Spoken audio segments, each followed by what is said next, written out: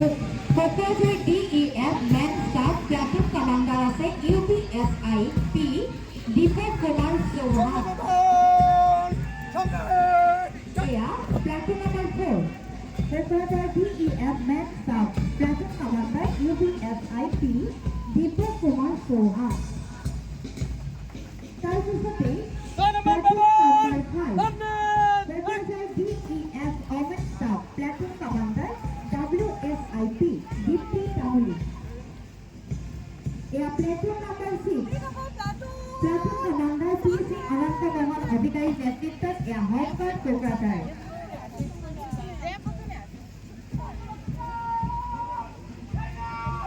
Platoon number 7 আৰু Platoon Commander বিকাশ হৰিৰ নেতৃত্বত Kokrajhar gov college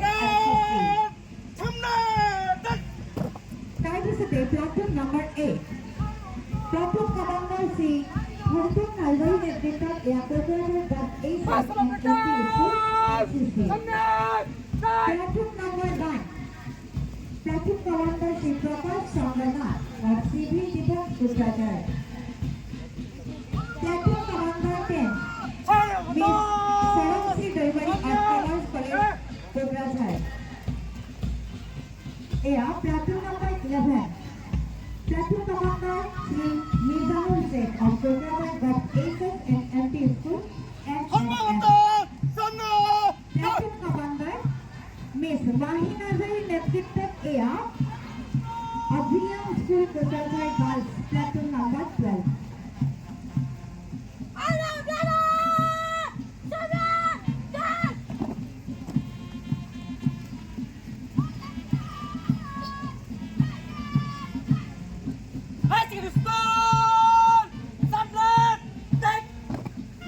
Miss Mahina Zari নেতৃত্বত Abhiyam School Kokrajhar Platoon number 12.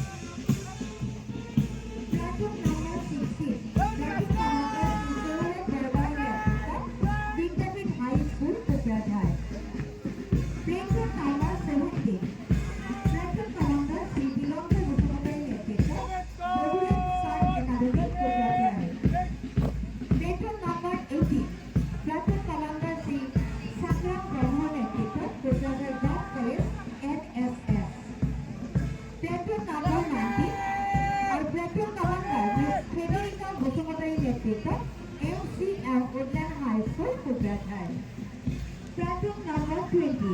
Platoon Commander Sri Niku Brahma Netitwat Union Academy Kokrajhar Girls.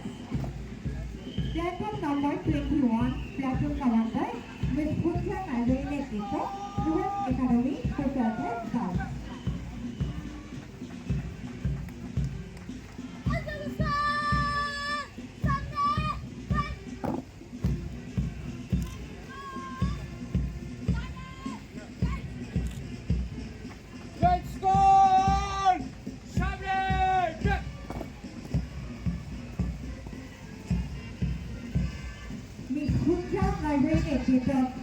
Platoon number 21, Union Academy Kokrajhar Girls. তাৰপিছতে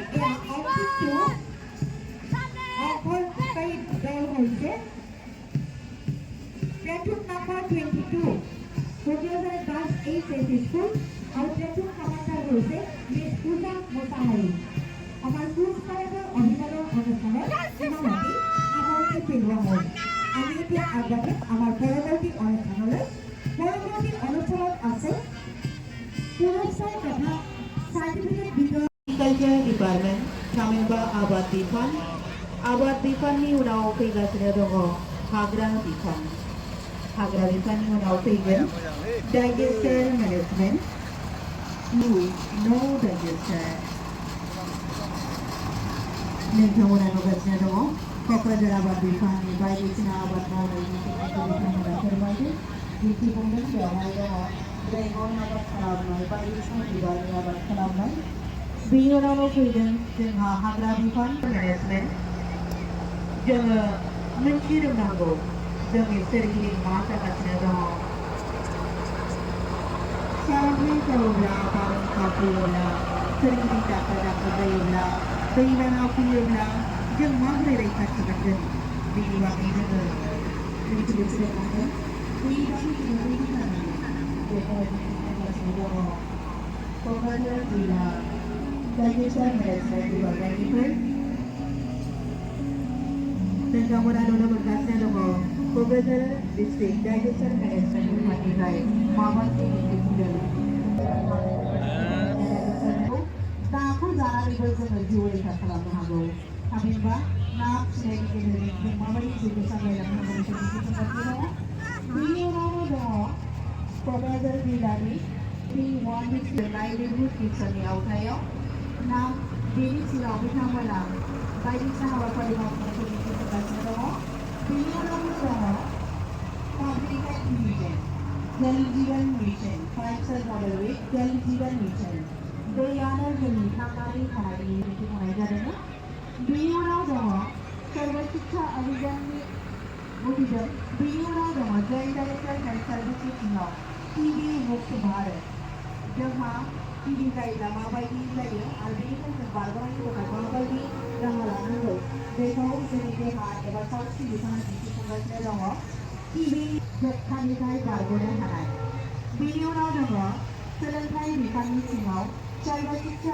अभियाननि girl education हिन्जावसाफोरनि सोलोंथाइ गंसे न'खरा हिन्जावसाफोरा सोलोंथाइ लायोब्लासो जौगाखांनो हायो आरो गंसे सोलोंथाइ होनाय जागोन आइजोफोरनो जों सोलोंथाइ होनांगौ हिन्जावसाफोरखौ जोङो फरायसालियाव थिसनहरनांगौ बेनि उनावनो दङ डिस्ट्रिक्ट ससियेल वेलफेयार बेनि सिङाव दङ बेटी Bachao Beti Padhao heart for empowerment of women आइजोफोरनो सोलोंथाइ होनांगौ आइजोफोरखौ जों जौगालांनायनि लामा दिन्थिनानै होनांगौ आइजोफोरखौ जोङो रैखाथि होनांगौ जों दिनै नुनो मोनगासिनो दङ न'खरावबो जोंनि फिसा हिन्जावफोरा रैखाथि गैयै जालांगासिनो दङ बेनिफ्राय जों माबोरै बारग'नो हागोन बेनि थाखाय जों राहा लानांगोन आरो बेनिखायनो वुमेन एन्ड चाइल्ड डेभेलपमेन्ट डिपार्टमेन्टआ दिन्थिफुंदों बेटी बचाओ बेटी पढ़ाओ बेनि एसिस्टेन्ट डाइरेक्टर सेरिकालचार डिपार्टमेन्टनिफ्राय आमार लक्ष्य ग्राम्य खेथि फरायसुला फरा थामहिनबा रैखाथि होनाय गामिनि आबादाव जोङो